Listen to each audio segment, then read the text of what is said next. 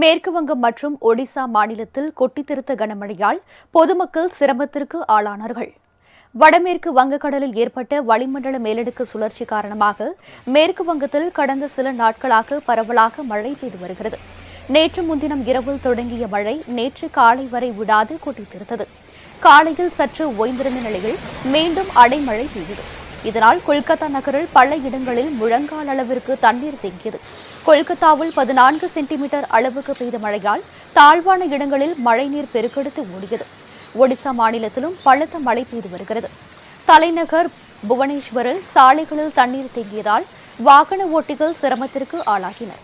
இதனிடையே அடுத்த 5 நாட்களுக்கு மேற்கு வங்கம் மற்றும் ஒடிசாவில் கனமழை நீடிக்கும் என வானிலை மையம் எச்சரித்துள்ளது.